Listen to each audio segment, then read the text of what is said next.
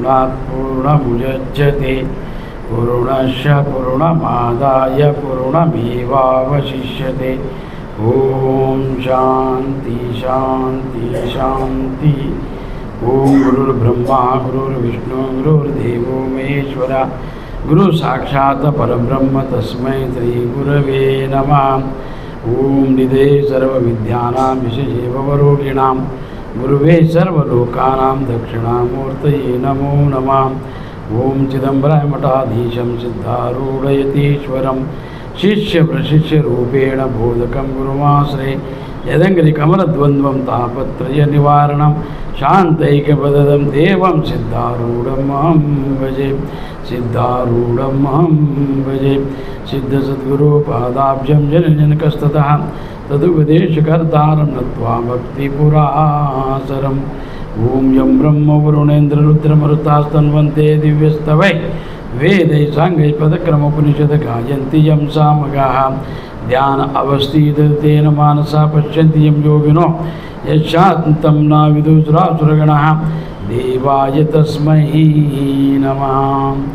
ओम श्रुति स्मृति पुराणानाम् आलयं करुणालयं नमामि भगवत्पादशङ्करं लोकशङ्करम्। आरूढ़ ज्योति जगत ज्योति जगत के सिद्धोड़ स्वामी जी को अभिनंदन करते हुए प्रातः स्मरणीय तृतीय वंदे आदरणीय सदगुरु भीमा शंकर स्वामी जी को तत्स्वरूप भगवतानंद सरस्वती महास्वामी जी को अभिनंदन करते हुए परमात्मा स्वरूप गण चश्मा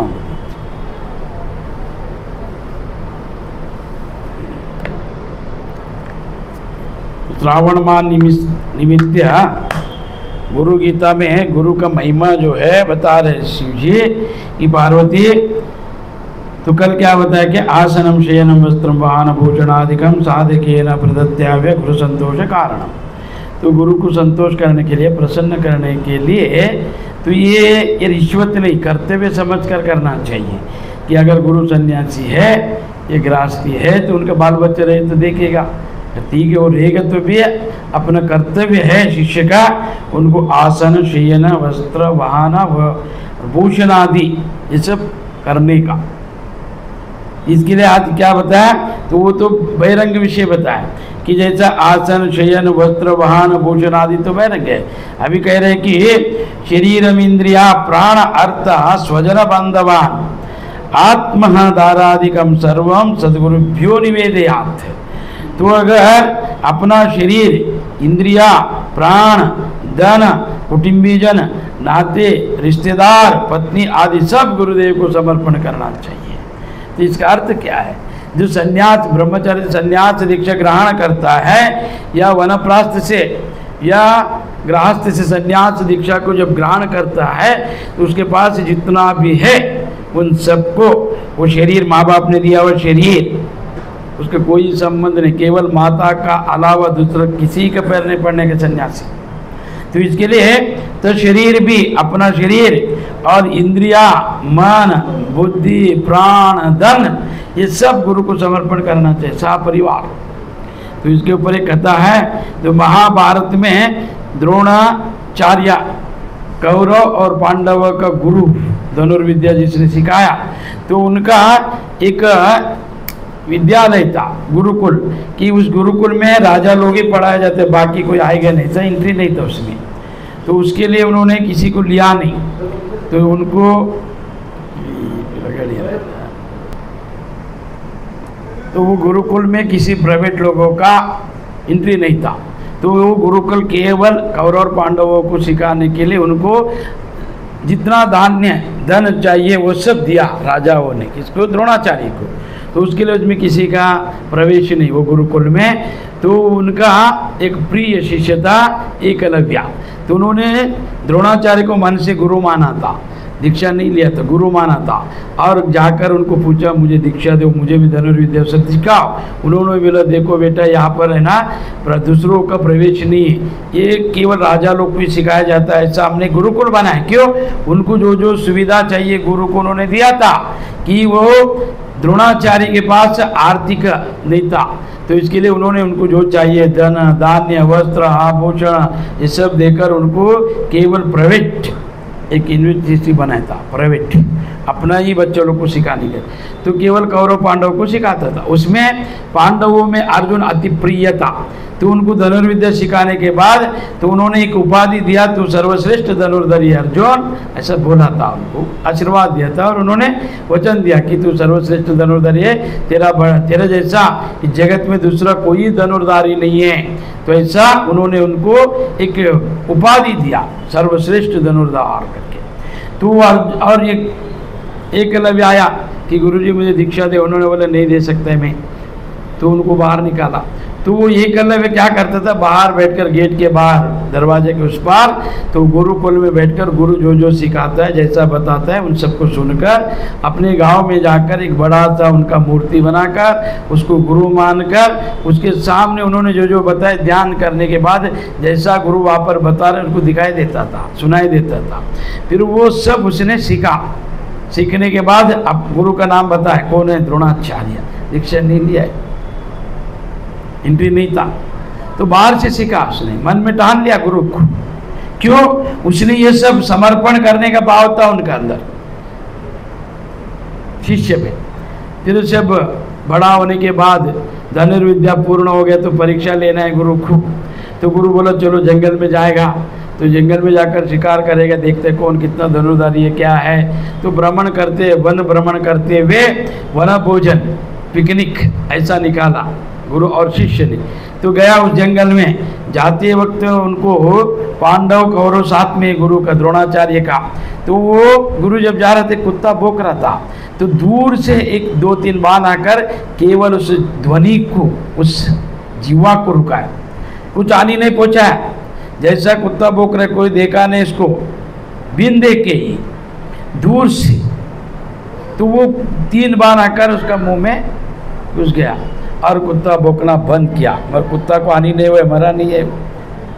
तो इतना सूक्ष्म दृष्टि, इतना सूक्ष्म बाण को फेंकने का शक्ति, वृत्ति किसमें है, ऐसा देखा द्रोणाचार्य अजीब हो गया, पांडव कौरव सब अजीब हो गए। इतना सूक्ष्म था बाण फेंकने का, चलाने का विद्या किसने सिखाया रहेगा, इसका गुरु कौन है, ऐसा चर्चा चल रहा था। कुत्ता रुका है और उतने में आ गया कौन, एकलव्य, और देखा गुरु बिन बुलाए आया है हमारे जंगल में, हमारा क्षेत्र में, हमारा गांव में पधारा है गुरु, बिन बुलाए गुरु और अतिथि के रूप में आया है, गुरु बंधु आया है। तो उसने साष्टांग डालकर वो भाव से पूरा प्रार्थना किया है, गुरुजी आप हमारे घर पधारे।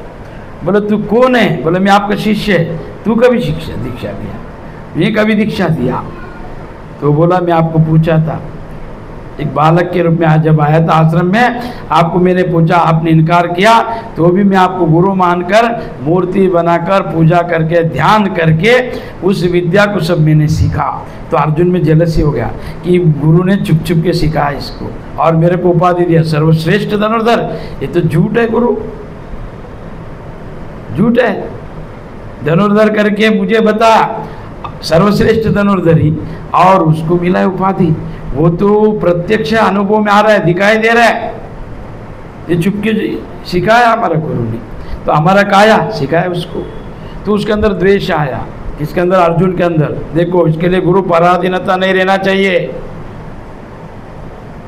पराधीनता गुरु है किसी के आलंबन में, किसी के अधीन, तो उनको सुनना पड़ता है।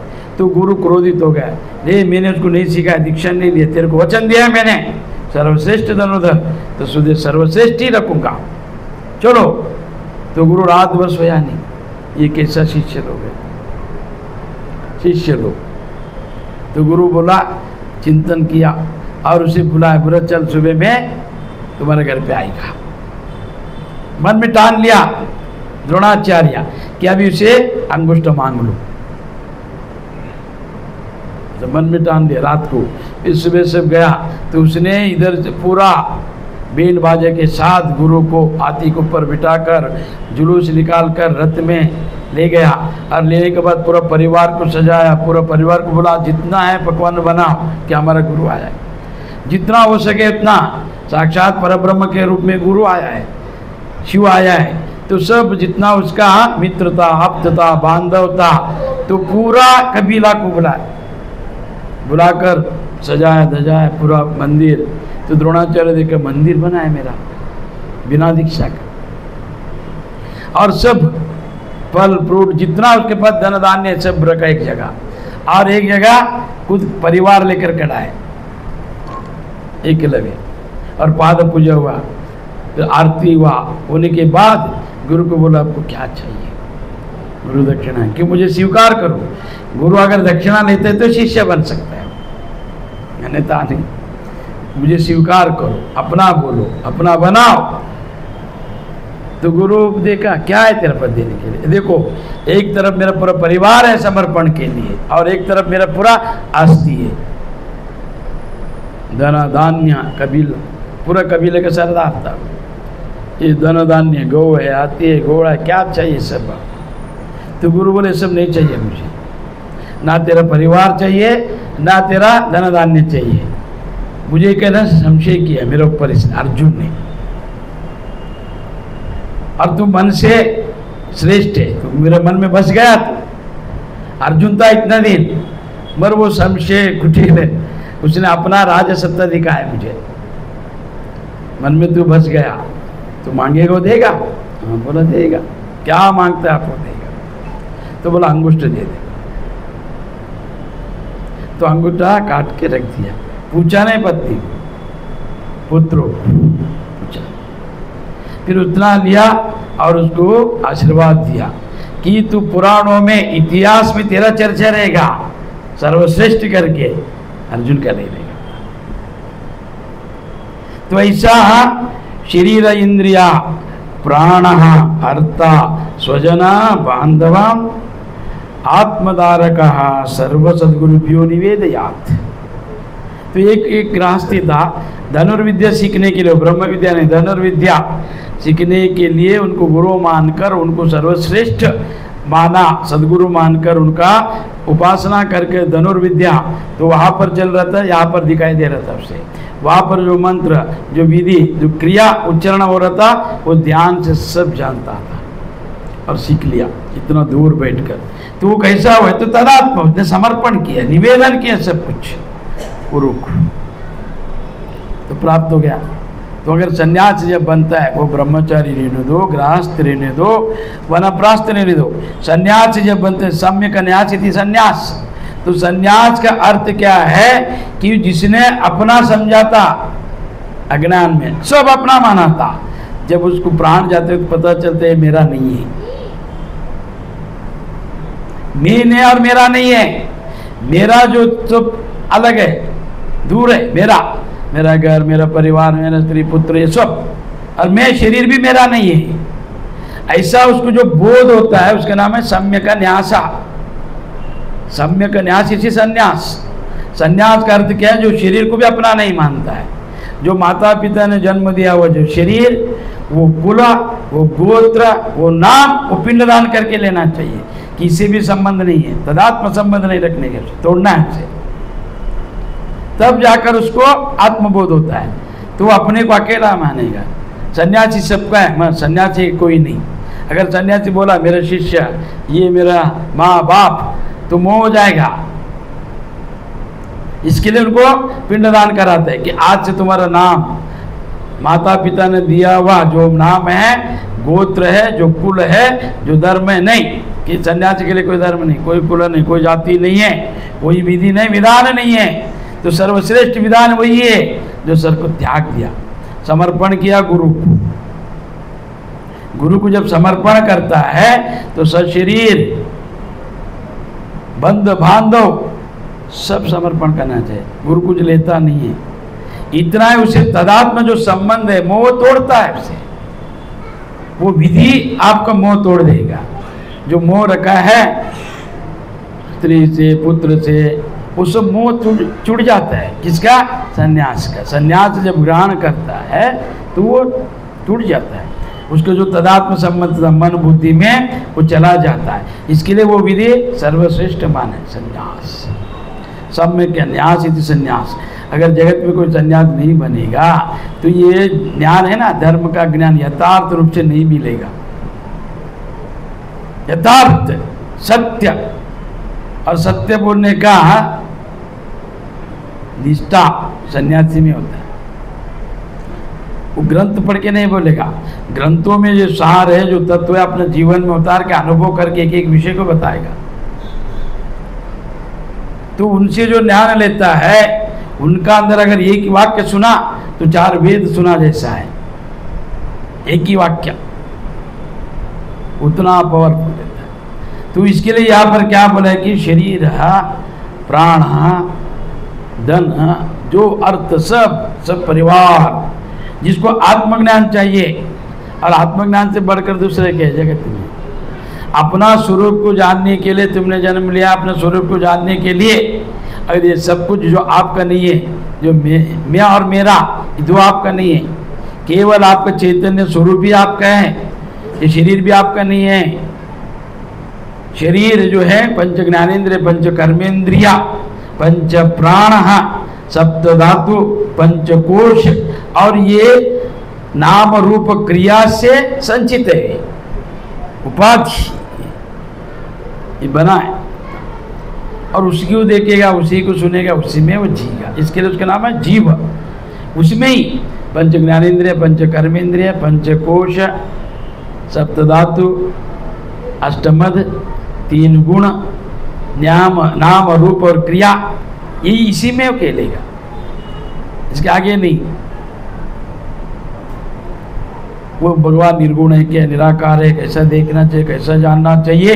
तो ये विधि को जब अपनाता है संन्यास को, तब वो चाहत करता है, क्रिया करता है, देखने का साधना करता है। तो इसके लिए यहाँ पर क्या बोला शिव जी, ये पार्वती तो ब्रह्म ज्ञान से बढ़कर कुछ भी नहीं है जगत में। तो जो साधक आत्मज्ञान की प्राप्ति है, तो अपना सर्वस्व गुरु को अर्पण करना चाहिए, सर्वस्व, तो उसी को ये मिलेगा। तो शरीर, इंद्रिया, प्राण, धन, कुटुंब, आदि, पत्नी, सब समर्पण का भाव क्या है कि ये मेरा नहीं और मैं नहीं, मेरा जगत है, मैं शरीर, मेरा बोले तो आपसे दूर है, आपसे अलग, मेरा घर, मेरा गाड़ी, मेरा घोड़ा, मेरा महल, मेरा खेती, मेरा धन, मेरा सोना, ये जो मेरा है आपसे दूर है, वो जगत है मेरा। मैं, वो भी दूर है।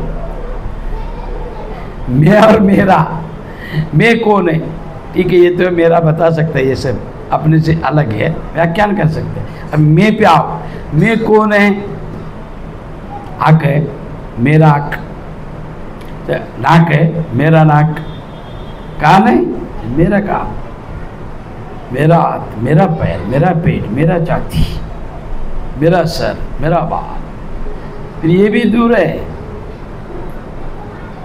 मेरा बाहर है, मैं अंदर है, अंदर लेकर भी वो भी बाहर है।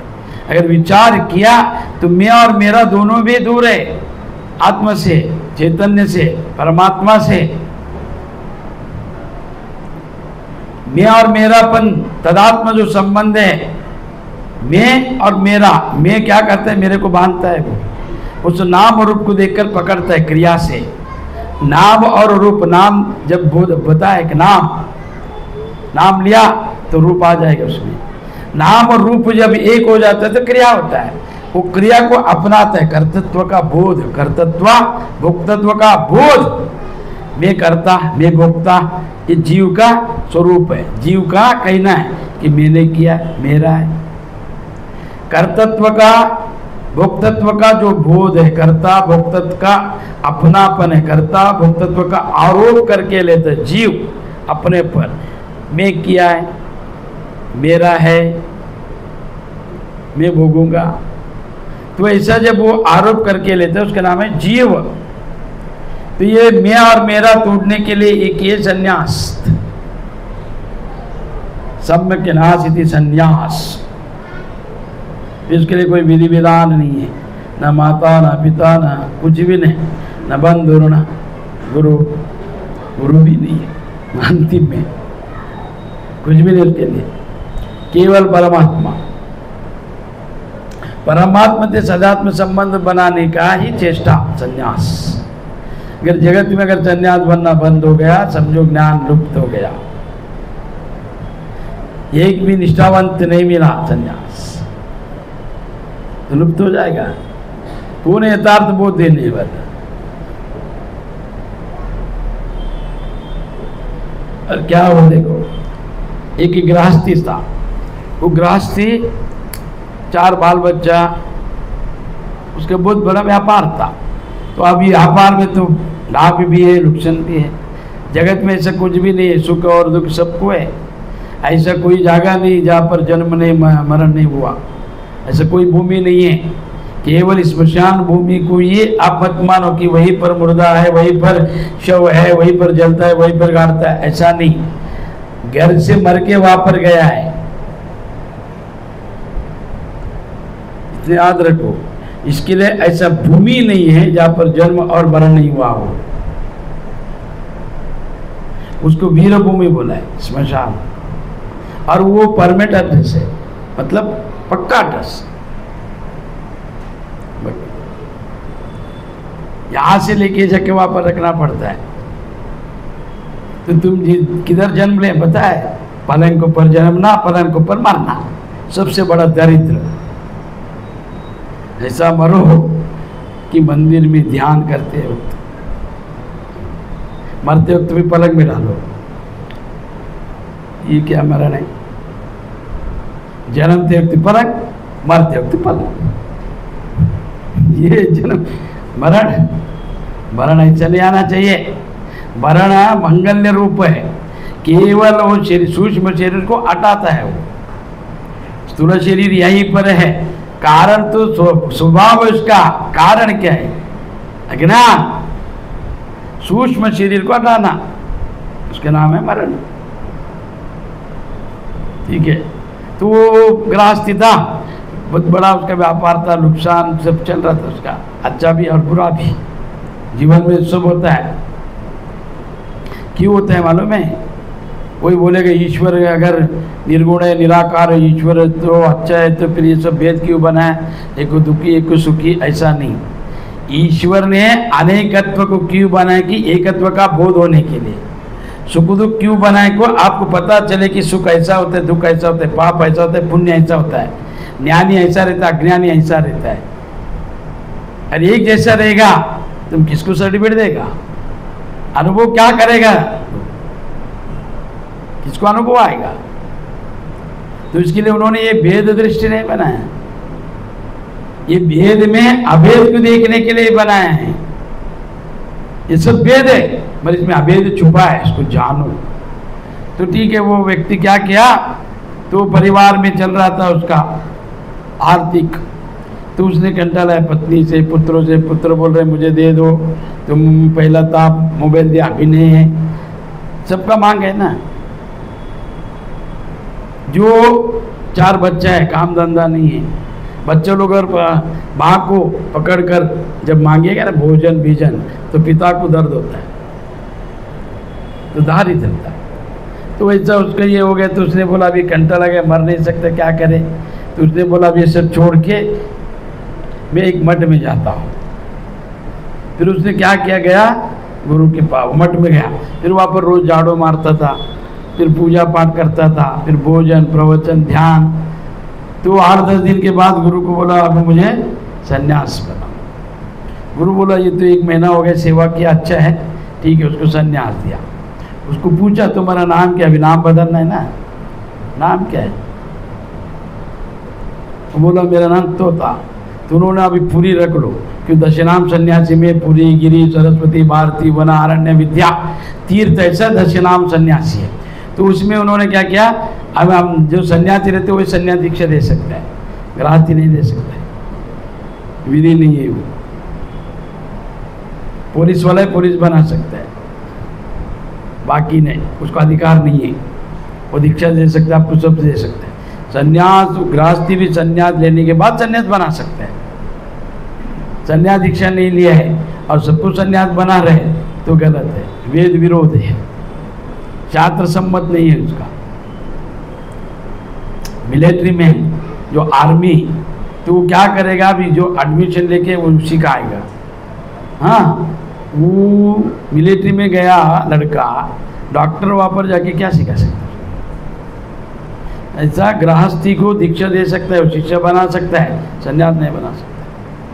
और संन्यास सर्वोपरि वही श्रेष्ठ गुरु है जो श्रोत्रिय ब्रह्मनिष्ठ, जिसका अखाड़ा होता है, जिन्होंने वेद वेदांत का अभ्यास किया है, मंत्र का सिद्ध किया है, विधिवत दीक्षा देकर उस राष्ट्र को बताता है, उनके साथ वो नाम जुड़ जाता है, उनका सांप्रदाय जुड़ जाता है। जैसा अद्वैत विभक्तानंद सरस्वती 1000 महामंडलेश्वर से हमने संन्यास दीक्षा, तो उनका नाम जुड़ गया, उन्होंने रखा हरीश्वर आनंद, आनंद जोड़ दिया हरि ईश्वर आनंद,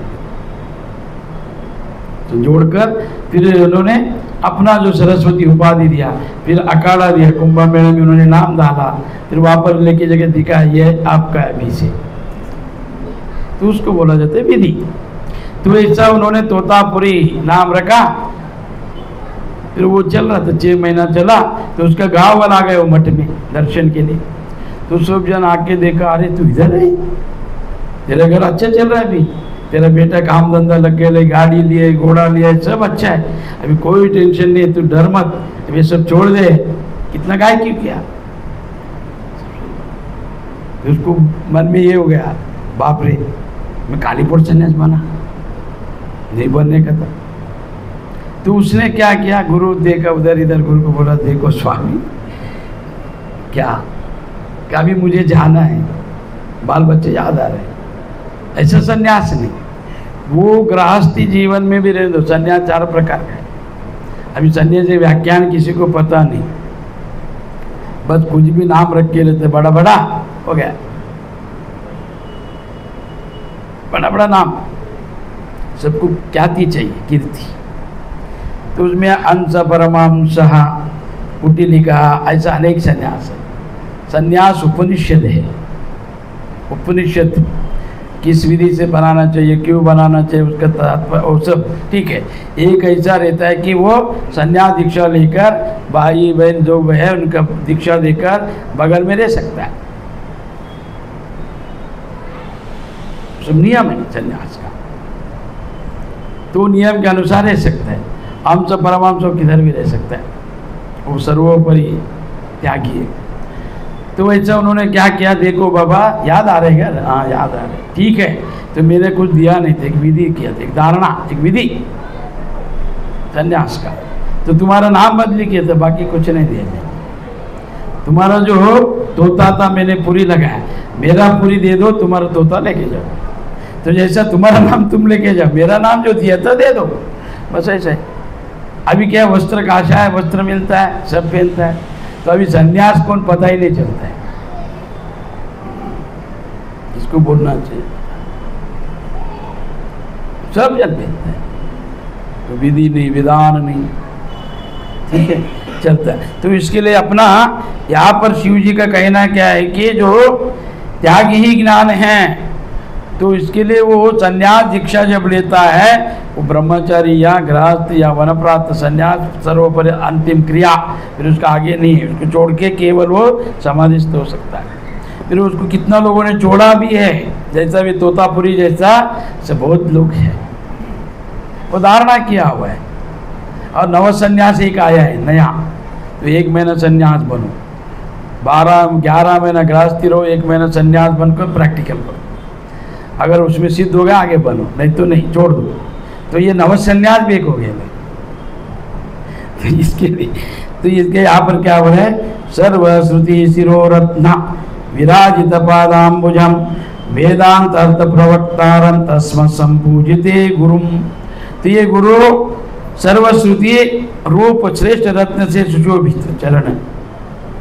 तो गुरु कौन है? तो बाबा ज्ञान का प्रदाता, ज्ञान देने वाला, ज्ञानदाता गुरु। और ये सर्वश्रुतियों से संपन्न होता है। श्रुति यानी वेद, स्मृति यानी शास्त्र, श्रुति यानी कोई, श्रुति यानी ज्ञान, श्रुति यानी श्रोतव्य, सुनना, वेदों को सुना जाता है। उसके गुरुकुल में वेद कोई ऐसा पुस्तक नहीं था, बाद में लिखा। तो गुरु क्या करता था, सब सुन के शिष्य शिष्य गुरु से सुनता था, श्रोतव्या सुनना, उसको मन में धारणा करता था, फिर पाठ करता था बारंबार। तो गना पाठी, एक विषय को इधर उधर बोलना चाहिए, उसको गना पाठी बोलता है। ऐसा दोहराता था, दोहरा के स्मरण में रखता था और उसको शिष्य को सिखाता था। इसके लिए उसका नाम है श्रुति। श्रुति यानी वेद, श्रुति यानी ज्ञान, श्रुति यानी प्रकाश। क्यों? श्रुति जो है अपौरुष है, कोई पुरुष से व्यक्त नहीं हुआ है। वो सहज जैसा बच्चा जन्म लेता है तो श्वास अपने आप आता है, श्वास आया प्राण आया तो वो जीवित है, और श्वास जन्म से मरण तक रहता है उसके साथ। ऐसा ब्रह्मा का श्वासोश्वास वेद है, इसके लिए वे अपौरुष है, कोई उसको बनाया नहीं है वेद को, अपौरुषम। और वो स्वतंत्र है, स्वानुभव वेद थे। वेद को अगर सुना पढ़ा आपने तो वो जब क्रिया करते हैं तो वो स्वानुभव में आता है, स्व अनुभव कि प्रत्येक ज्ञान में एक निष्ठा, एक वास्तविकता, सच्चाई बाहर आता है। तो इसके लिए है सर्वश्रुति शिरोरत्ना, और ये गुरु जो है सर्वश्रुतियों को संपन्न होता है। तो जितना श्रुति है उसका ज्ञाता है कौन? गुरु। उस अर्थ को जानने वाला, विश्लेषण करने वाला, और वेदांत अर्थ को सही व्याख्या करने वाला। नहीं तो अनेक व्याख्याकार अलग अलग व्याख्या करता है। एक ही भगवद गीता है, एक ही भगवद गीता को अद्वैत शंकराचार्य का भाषा अलग है, द्वैत रामानुज का, माधवाचार्य का, निम्बाचार्य का, वल्लभाचार्य का, ये सब आचार्य है, इनका जोड़ो। और अंबेडकर जी ने भी लिखा है, और ब्रिटिशों ने भी इंग्लिश में ट्रांसलेशन किया है, और लोकमान्य तिलक ने भी लिखा है, विनोबा भावे ने भी लिखा है, विवेकानंद ने भी वो व्याख्यान किया है। तो अनेकों ने व्याख्या किया है भगवद गीता का। तो ये क्या अन्य मत में ऐसा नहीं है। तो प्रत्येक भगवान श्री कृष्ण परमात्मा का बताया हुआ श्लोक को अपना अपना तरीके से, अपना अपना बुद्धि, अपना अपना सांप्रदाय के अनुसार उसको व्याख्यान किया है, भाषा किया है। जगतगुरु शंकराचार्य अद्वैत के सिद्ध करने के लिए भाषा किया है। वहाँ पर केवल निर्गुण निराकार परब्रह्म एक जीव और शिव एक है ऐसा बताया है। अद्वैतों ने ईश्वर अलग है, मैं अलग हूँ, तो पूजा करो, दान करो, धर्म करो, प्रायश्चित करो। तो एक ही अनेकों ने अलग अलग लिखा है। तो किसका सच और किसका झूठ, किसको मानना चाहिए, किसको छोड़ना चाहिए? तो इसके लिए अपना जो सांप्रदाय के अनुसार अपन उसको, तो गुरु क्या करता है, वेदों का अर्थ को वेदांत अर्थ प्रवक्ता रहा। तो वेदांत अर्थ को, व्याख्या को सुलभ स्वयं ज्ञान पहला प्राप्त करते हैं वो, उसको पढ़कर उसके अंदर का जो रहस्य है उस तत्व को जानने के बाद गुरु फिर उसको बताता है। केवल पुस्तकों का आधार नहीं लेता है वो, अपना अनुभव रहता है, उसमें सही दिशा निर्देश रहता है। अभी देखो, एक आदमी था, दीक्षा लिया, गुरु से ने श्रवण किया था, अच्छा श्रवण किया था, वेद वेदांत को, भगवद गीता को, पढ़ा लिखा नहीं था ज़्यादा, अच्छा श्रवण किया था। तो उसको उसका अर्थ सब पता था, तो प्रवचन करता था, शुभ जन जाके सुनता था, दक्षिणा रखता था, नमस्कार करता था। तो उनके बगल में एक लड़का था, पीएचडी किया था। वो बोला ये अनपढ़ आदमी बताता है, इतना लोग जाकर इसको पैर पड़ता है और दक्षिणा रखता है, अनपढ़ आदमी। मैं तो पीएचडी किया है, मैं तो इससे अच्छा बता सकता है, ये जो व्याख्यान करते हैं इससे भी मैं अच्छा कर सकता है। तो उसने क्या किया, कल से बुलाया, कल मेरे घर में प्रवचन आ जाओ। सुबजन बोला चलो सुनेगा। तो गया, सुना उसने, 8-10 दिन चला उसका प्रवचन अच्छा।